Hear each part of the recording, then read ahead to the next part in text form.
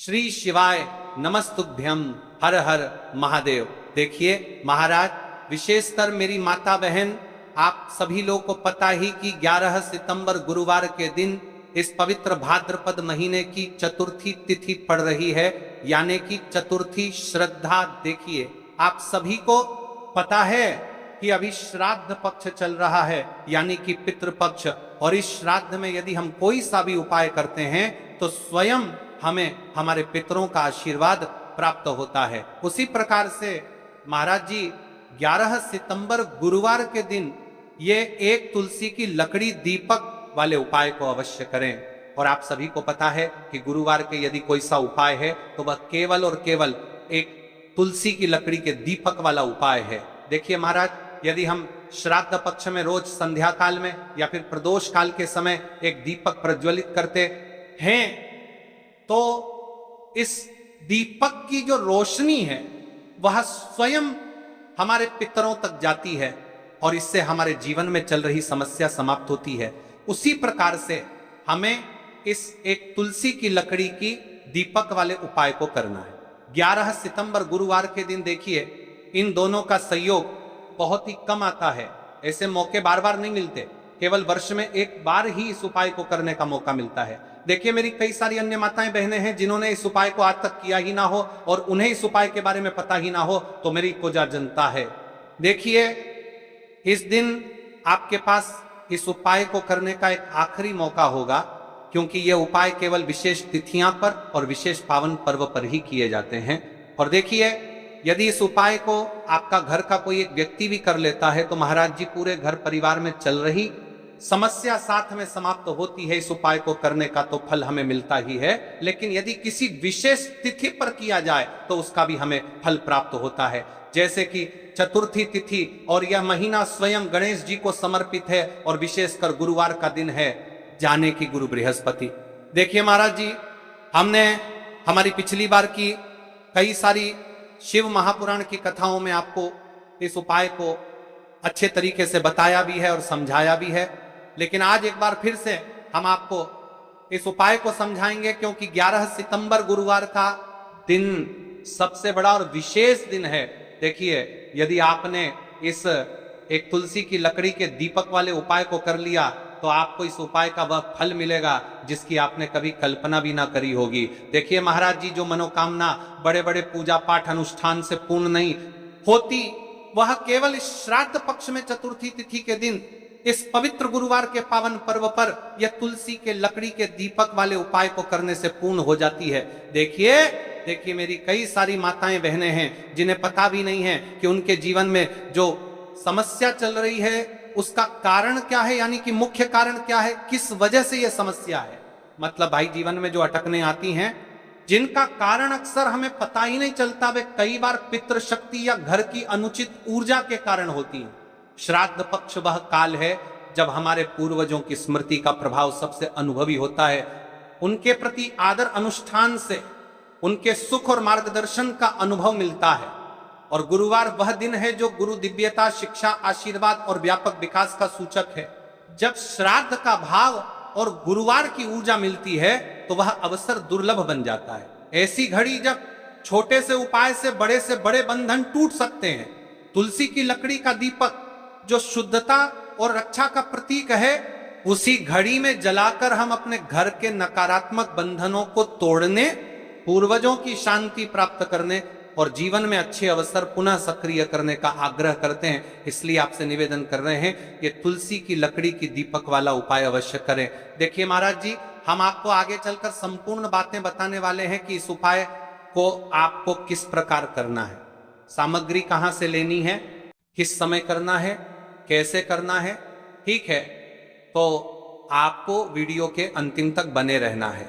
देखिए हम राशि से जुड़ा भाग्य भी बता रहे हैं और भाग्य में चल रही परेशानियों को भी बता रहे हैं। तो यदि आप अपनी राशि से जुड़ा भाग्य जानना चाहते हैं तो अपना नाम और अपनी राशि कमेंट बॉक्स में अवश्य लिखें। अगली वीडियो में हम आपको आपकी राशि से जुड़ा भाग्य बताएंगे। अब बात कर लेते हैं उपाय के बारे में। तो देखिए महाराज जी, इस तुलसी की लकड़ी के दीपक वाले उपाय को आपको कल इस श्रद्धा पक्षी की चतुर्थी तिथि यानी कि कल गुरुवार के दिन अवश्य करना है।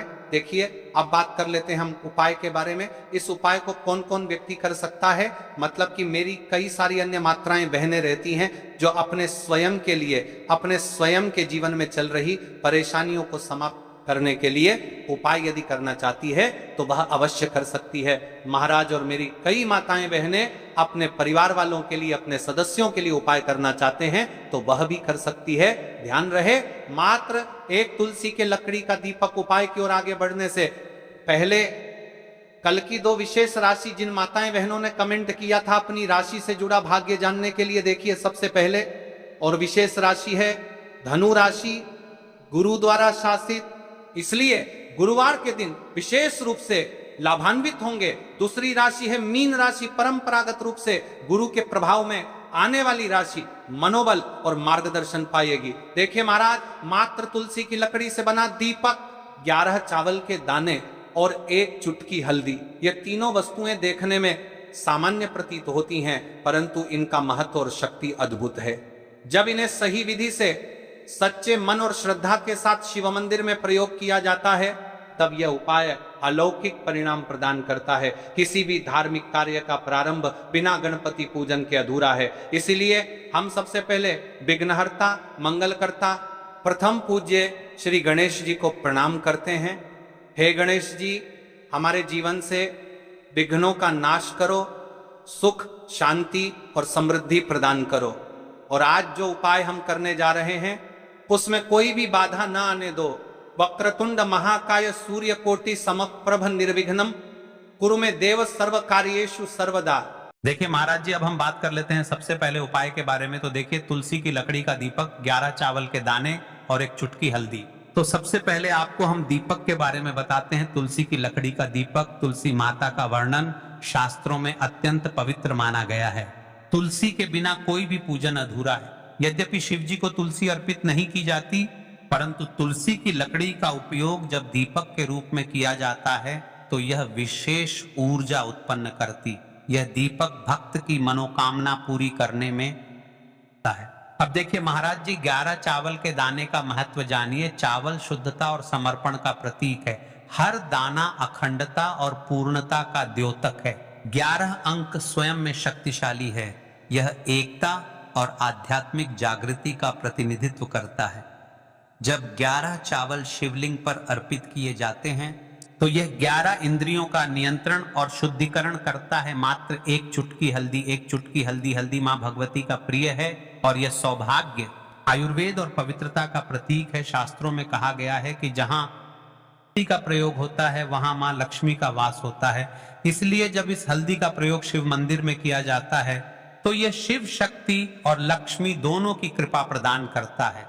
कई सारे लोग प्रश्न करेंगे कि महाराज जी, ना ही शिव जी को तुलसी समर्पित कर सकते हैं और ना ही इस उपाय को किया जाता है। तो देखिए, इस उपाय को आपको शिव मंदिर की चौखट पर करना है। ये जो दीपक हम प्रज्वलित करेंगे, यह शिव मंदिर की चौखट पर करेंगे। तुलसी का संबंध आध्यात्मिक शांति, मानसिक स्थिरता और रोग नाश से है। जब तुलसी की लकड़ी का दीपक जलता है या मंदिर के आसपास की नकारात्मकता तुरंत दूर हो जाती है।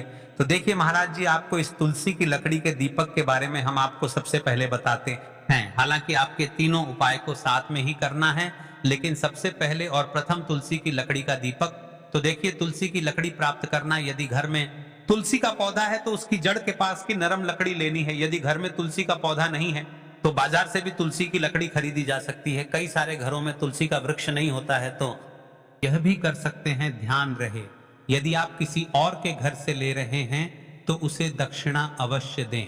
बिना दक्षिणा के तुलसी लेना अशुभ माना जाता है। लकड़ी को तैयार करना, तुलसी की लकड़ी को छोटे टुकड़े में काटकर उसकी बत्ती बनानी है। उस बत्ती पर कपास रुई लपेटना है ताकि वह दीपक में ठीक से जल सके।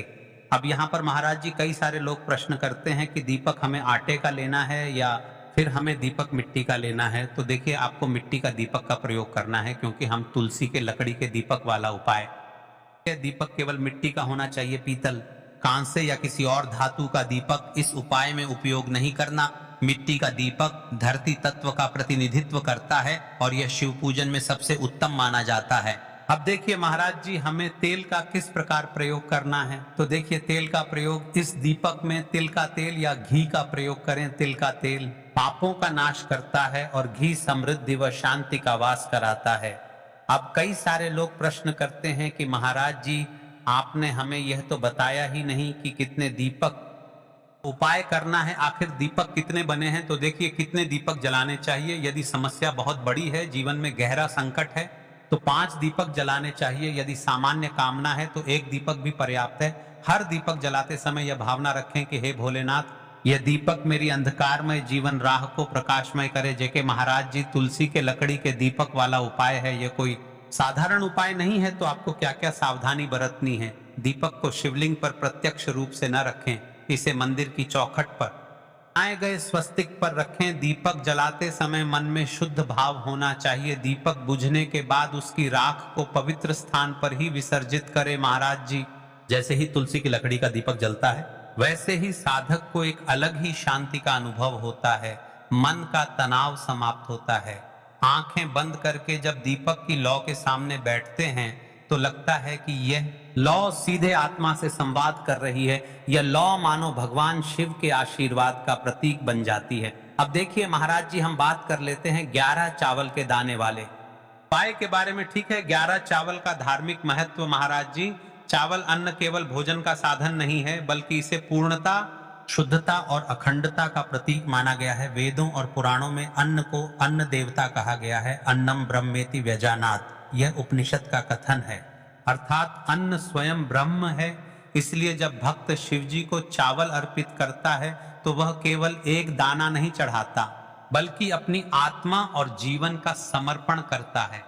अब सबसे महत्वपूर्ण प्रश्न उठता है कि 11 चावल ही क्यों? शास्त्रों में कहा गया है कि मनुष्य के शरीर में 11 इंद्रियां होती हैं। जब भक्त 11 चावल के दाने शिव जी को अर्पित करता है तो वह अपनी 11 इंद्रियों को भगवान को समर्पित करता है। यह समर्पण साधक के भीतर शुद्धि और संयम लाता है। अब देखिए महाराज जी, चावला के दाने कहाँ से लेने हैं, कैसे लेने हैं, इस बात पर चर्चा कर लेते हैं। क्योंकि कई सारे लोगों को मन में यह भी प्रश्न रहता है, घर में रखे चावल का प्रयोग किया जा सकता है? चाहो तो दुकान से भी ले सकते हो, ध्यान रहे चावल अखंड और शुद्ध होने चाहिए। हुए दाने अशुभ माने जाते हैं। 11 दानों को अलग करके एक छोटे डिब्बे या पुड़िया में सुरक्षित रखना है। चावल अर्पण की विधि अब सुनिए महाराज जी, 11 चावल के दानों का प्रयोग कैसे करना है। अब देखिए महाराज जी, जैसे ही आपके चावल के दाने आप एक पुड़िया में रख लेते हैं, अब आपको शिव मंदिर में जाकर के इस उपाय को करना है। तो देखिए, आप एकदम स्वच्छ जल से नाहट होकर के शिव मंदिर पहुंचे और आपको इस उपाय को करना है। तो देखिए, कई सारी मेरी अन्य माताएं बहनें रहती हैं जो शिव मंदिर में जाती से ही दूसरी अन्य माता बहनों सामग्री मांगने लगते हैं। जैसे कि ओ जीजी, अपने बेलपत्र लाए हो क्या, एक देना, आज मैं लाना भूल गई, वह जीजी थोड़े से फूल दे दो। तो देखिए, आपको शिव मंदिर में जाकर के ये नहीं करना है। आप सिर्फ अपनी सामग्री से उपाय कीजिए और घर आ जाइए। ठीक है, जब मंदिर जाएं, सबसे पहले शिवलिंग पर गंगा जल या शुद्ध जल चढ़ाएं। AUM नमः शिवाय का जप करते हुए शिवलिंग का ध्यान करें। अब सबसे पहले एक चावल का दाना गणेश जी के स्थान पर अर्पित करें, क्योंकि गणेश जी बिना हर कार्य अधूरा है।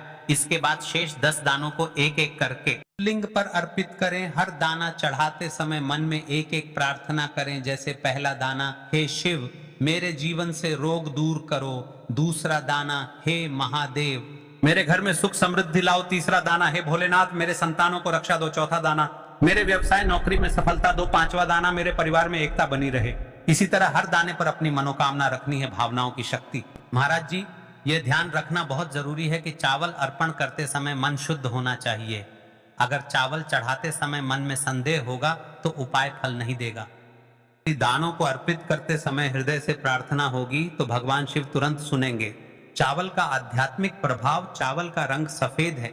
यह शांति और पवित्रता का प्रतीक है।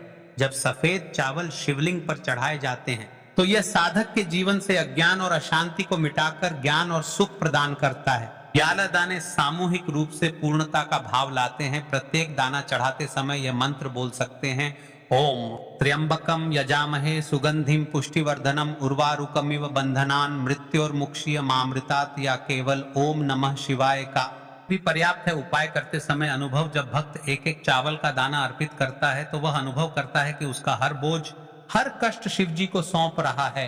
हर दाना एक प्रतीक है दुख का बोझ हटाने का और सुख का द्वार खोलने का। अब देखिए महाराज जी, हम बात कर लेते हैं एक चुटकी है हल्दी के बारे में, यानी एक चुटकी हल्दी के उपाय के बारे में। तो देखिए हल्दी का धार्मिक महत्व महाराज जी, हल्दी केवल रसोई की सामग्री नहीं है, यह भारतीय संस्कृति, आयुर्वेद और अध्यात्म तीनों का अभिन्न अंग है। हल्दी को संस्कृत में हरिद्रा कहा गया है। हरिद्रा शब्द का अर्थ है जो हर ले, रोग और अशुभता को दूर कर दे। शास्त्रों और पुराणों में हल्दी को मां लक्ष्मी का स्वरूप माना गया है। जहां हल्दी होती है वहां समृद्धि, सौभाग्य और सकारात्मक ऊर्जा का वास होता है। शादी ब्याह जैसे मंगल कार्यों में हल्दी का प्रयोग इसी कारण होता है। हल्दी को सर्वरोग नाशिनी कहा जाता है। यह शरीर की प्रतिरोधक क्षमता बढ़ाती है, मन को शुद्ध और शांत करती है और रोग शोक को दूर करती है।